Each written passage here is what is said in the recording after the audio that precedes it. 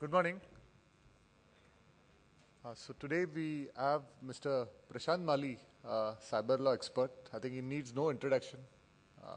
Every month you would read some article of his in some newspaper or magazine, and he's been a very popular speaker and expert in cyber law. So we are eagerly awaiting his talk, and he would take us through cloud computing and the related aspects in IT Act and also the cyber law. So with that, I hand over the dais to Mr. Prashant Mali. But before that, I would like to invite Dr. Venugopal Iyengar to the dais to offer a fruit basket to Mr. Prashant Mali.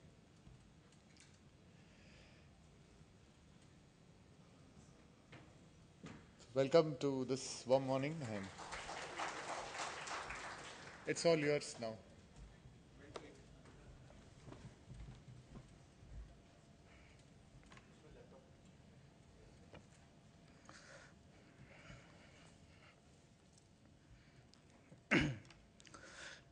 Good morning, friends. I'm going to cloud your brain with cloud computing and legal issues. Let me see how much I could cloud. See, when corporates come to me, first let me give you this disclaimer. I give them both kind of advice, pro cloud computing and anti-cloud computing. Both kind of advices are possible. Both kind of legal opinions have been delivered. And don't ask me personally where I belong to. So I don't want to answer that, because then my salability decreases. Okay. So I know you all guys know what is the importance of cloud computing now to this Indian IT industry, which is always cash crunched.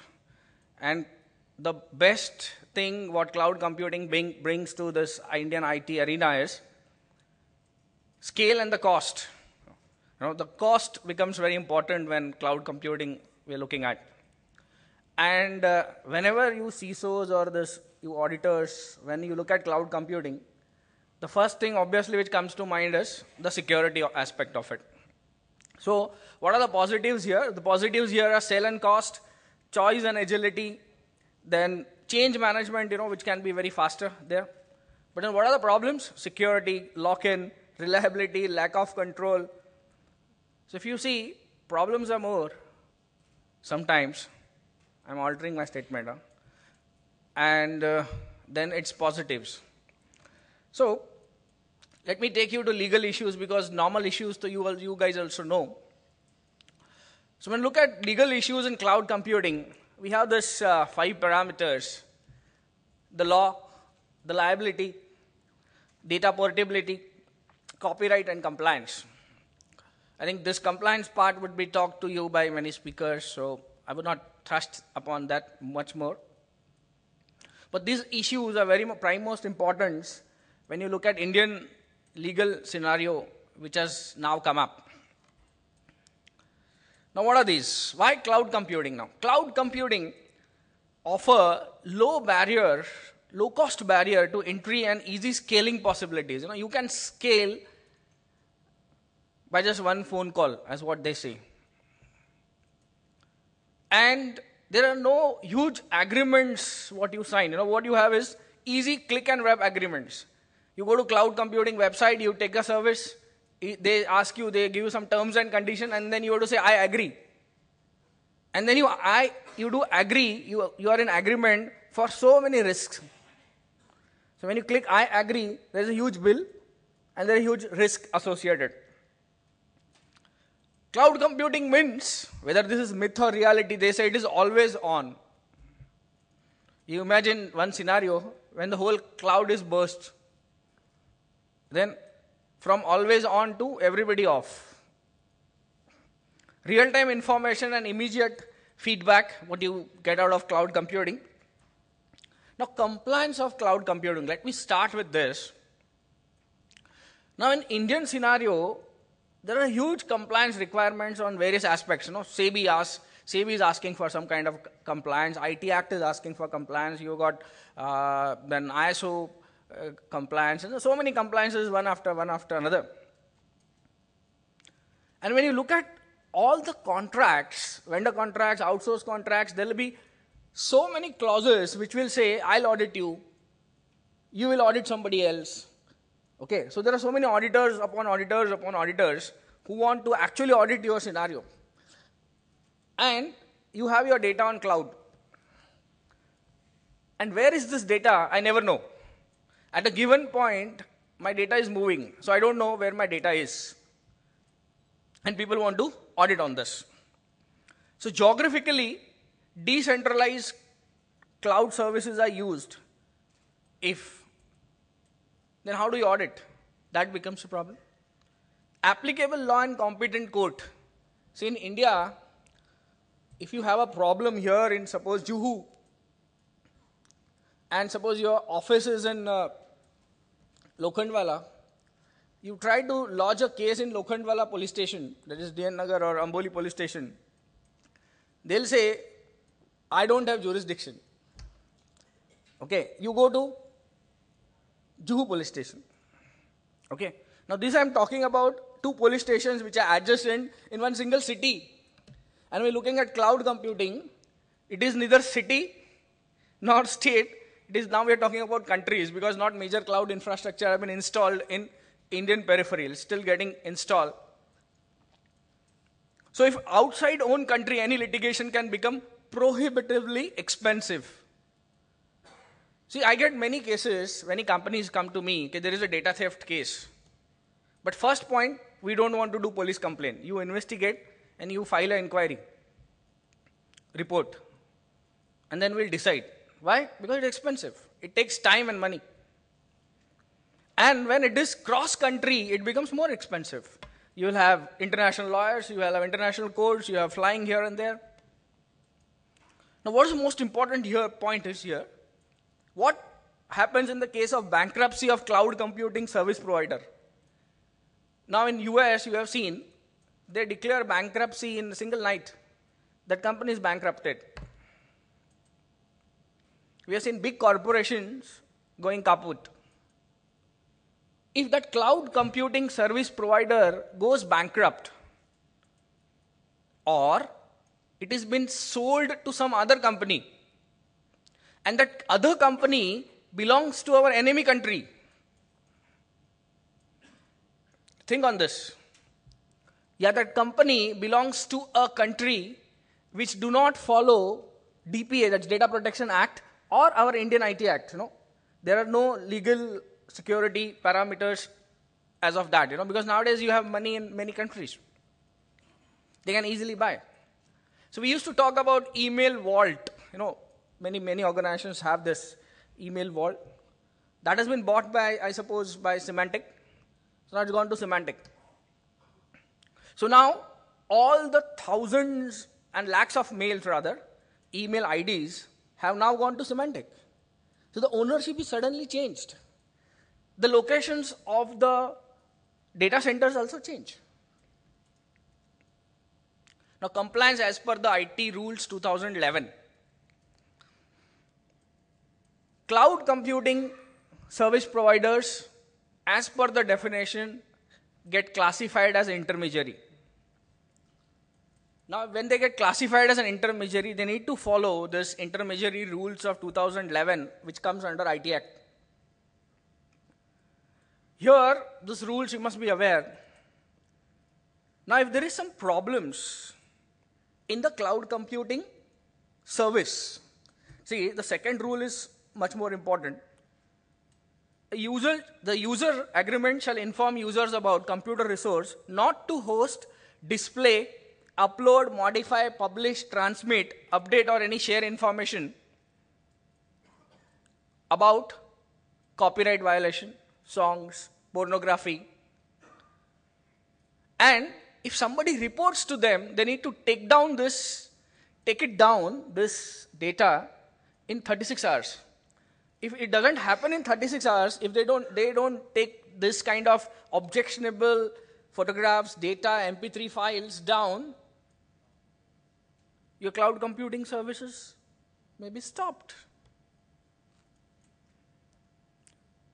And do you think you have this big cloud computing guys like Dropbox, RapidShare, Amazon, Gmail storage, they contain infinite amount of pornography, infinite amount of pirated songs, softwares, and whatnot, which is banned and prohibited under Indian IT Act.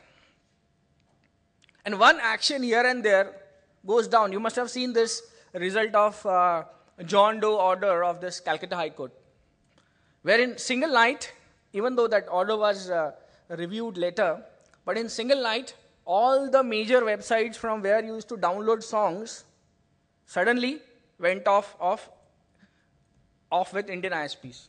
And all the songs.pk, and all different, many people know many websites. With one single restraining order, everything gone down. And Indian courts behave like this. No? So, if you don't do anything against your cloud computing provider, but somebody else who is hosting some RapidShare kind of service on your cloud provider services, and he does a mischief, somebody does a mischief there, and the action is taken against the whole cloud computing service provider, where you also have your data in it. Imagine this scenario.